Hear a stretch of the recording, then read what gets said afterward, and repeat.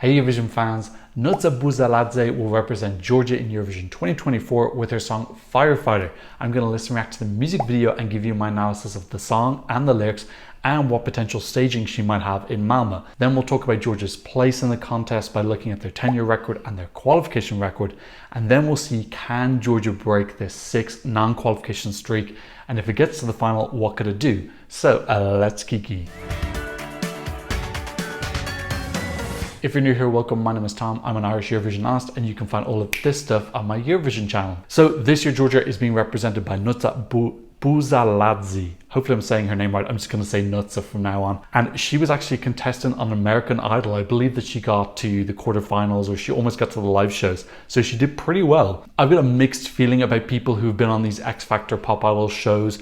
Generally, I think they're actually very good in terms of performance, because if they suck at performing, they tend to get knocked out of those shows quite early. The fact that she made it quite far implies to me that she's good live, she's confident on the stage. The flip side of that is that I think they tend to less often write their own music, and that can cause problems because obviously if you're singing somebody else's song, it might be a little bit less authentic. It might not be autobiographical, so there might not be as much passion in it. So I think there's some pros and cons to picking these type of artists. But from what I've heard, she's a very, very strong performer. I haven't heard any of the songs so far. I'm getting the impression that it is a girly bop, but we'll have to wait and see. Also getting the impression that Georgia's going for something a little bit more mainstream this year after having gone for kind of slightly more eclectic stuff in recent years, which I love. I love that Georgia does that, but yeah, I can understand 6 non-qualifications in a row. Maybe they're like, we need to switch it up, go for something a little bit more mainstream, recognizable, familiar. I'm going to be reacting to the official music video. I'm probably going to get visually and audio copyrighted, so if you want to see the originals,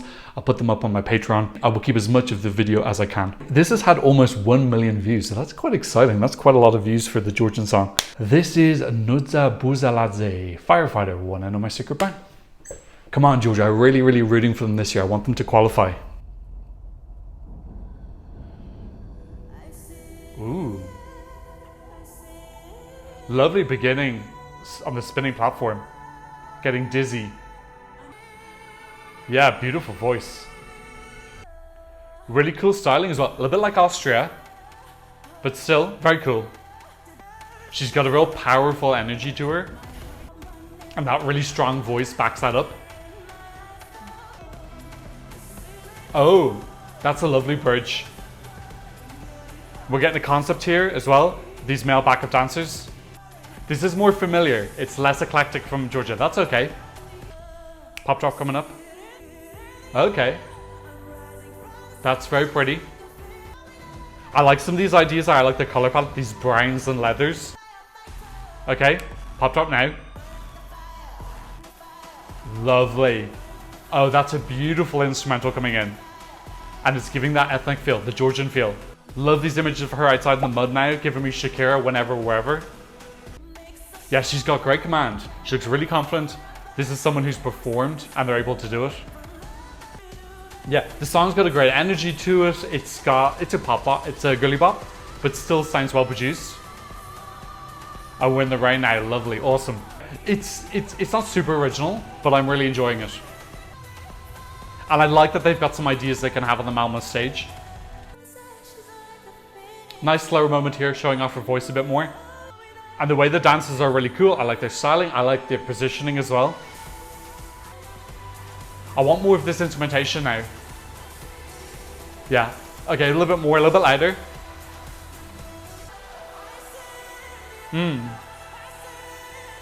Great climax, great build into the end. Violins are fantastic at the end here. Beautiful big notes. An amazing final costume as well. That red and gold is gorgeous.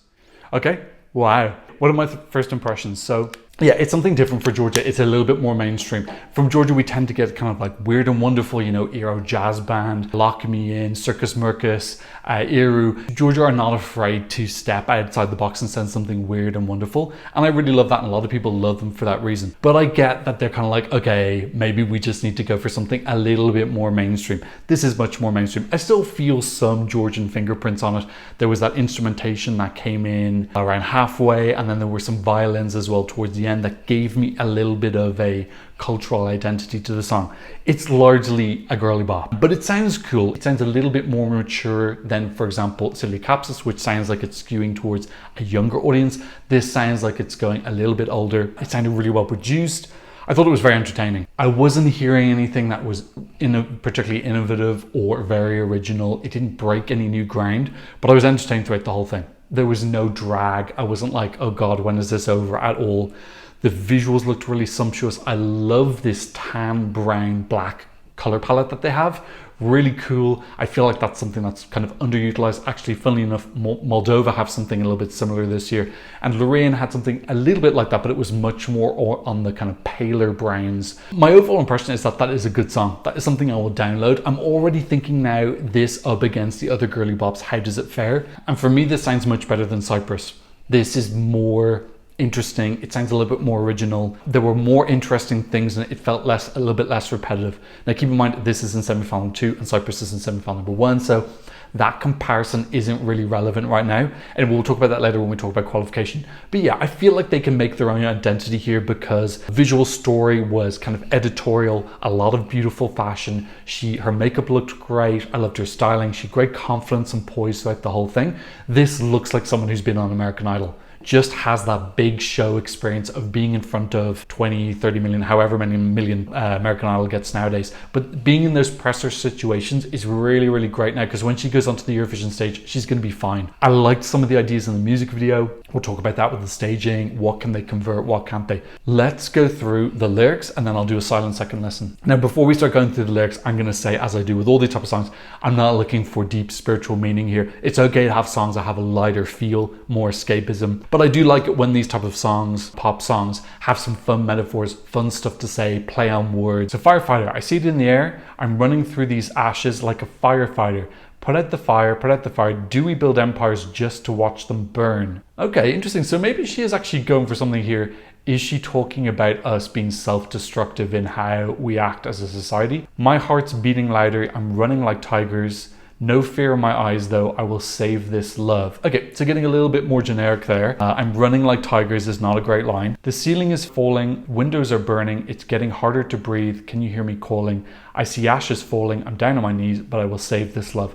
Okay, so they're just going quite heavy on fire metaphors, which is fine. Yeah, the song's called Firefighter. So we've got ashes, she can't breathe, there's smoke. I see it in the air, I'm rising from these ashes like a phoenix. Yeah, I know I'll be there, I know that I'll be there. I'm running through the ashes like a firefighter. Second verse, come dance with the thunder, cause love makes us stronger. We're not here forever, so can we save this love? From lovers to fighters, oh, why do we do this? We're meant to rise higher and higher and higher. The ceiling, lots of higher. That's a little bit of a Eurovision no-no. We just need to ban that word, higher and fire. And the ceiling is falling, the windows are burning. It's getting harder to breathe. Can you hear me calling? I see ashes falling. Yeah, look, there's not much in here lyrically. I'm not going to BS you. It's fine. I don't think the lyrics are the key point of it.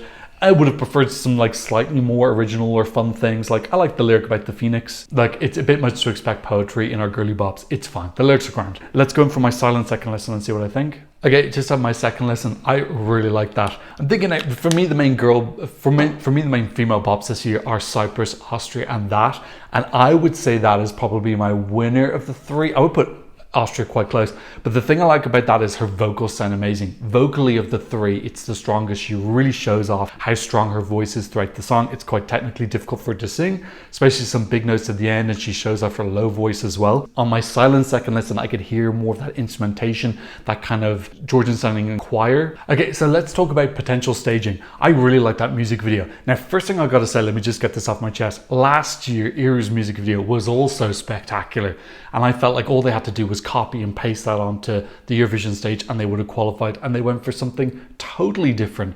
So I'm a bit hesitant to say the music video is amazing and then what we get in Man was totally different. I love the color palette of these browns and blacks and tans. I like the dancers' choreography. We had a couple of tableaus where she's inside on the sand ground. We had her outside. It looked like she was in a horse paddock with a circle on the ground, and then there was another circle tableau where she was in the mud with some forest behind her. So yeah, I was loving this like very clear color palette. There was one bit as well where she looked quite epic, where we had like a night sky behind her as well. So the visuals looked really crisp, expensive, elegant. There was a real poise and elegance in them and drama. I love this fantasy, powerful women just kind of like bossing around, looking amazing. I loved her styling with the leather, and then we had this gorgeous outfit at the end with the red. So there's so many different things to choose from here. Definitely keep the brown color palette. I love that. The browns and blacks, maybe pop it off with some dark blue as well. I loved how that dark blue in the sky popped with the brown. That was a really cool mix, and that again is giving me kind of like a luxury feel. I think the performance is going to be great. I've got a lot of faith in her that she's going to be giving the same power, charisma, just drama, kind of melodramatic and entertaining. So I'm really confident that she can do that. I think bring the dancers, I actually like some of the choreography there. I thought the dancers complimented her really well. They didn't draw attention away from her. They kind of highlighted her more. I like their styling as well. They were also going for these tans and browns. And I really love this one bit where she was doing more of a singing, and we had, I think 5 or 6 of them kind of wrapped around her, all in different positions, kind of like a statue. That was a really, really beautiful moment. I think the key thing for them is that when she does her real vocal flourishes, something really beautiful is happening on the stage and she's not moving. They need to keep in mind this is very difficult to sing, especially if she's doing choreography and running around. She needs to nail the vocals. So she's going to have to be doing a lot of cardio work to practice. But when we get to those slower vocal wow bits, everything needs to stop, let her catch her breath, make the dancers move around more than she does. So it looks super dynamic, but really she's not actually moving that much at all. I don't think that she needs choreography. I think let the guys do the choreography. She can be the badass bitch in the front who's kind of controlling them. Focus on just serving face, drama, posing for us, and I think this can do really, really, really, really well. Yeah, I'm cautiously excited because I had the same thing last year, and I remember looking at the qualification odds when they were released last year, and Georgia were second, and then they ended up coming 12th. Something went really, really wrong between that music video and the final performance, so they can have the same thing again. I hope that her record company will be willing to pay for the dancers to fly to Sweden, because I just think her doing this on her own is just gonna look wrong. It just doesn't look like a solo performance song. Just elevate it.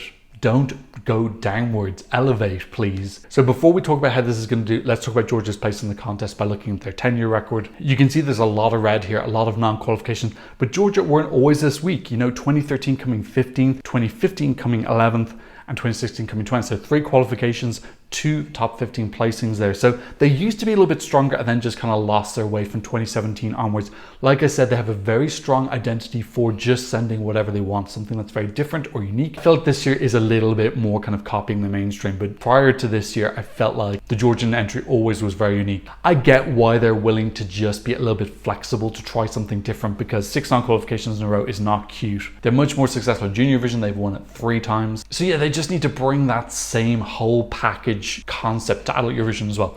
Okay, so can this qualify? First of all, let's talk about this 6 non-qualification streak. Are all of those non-qualifications justified?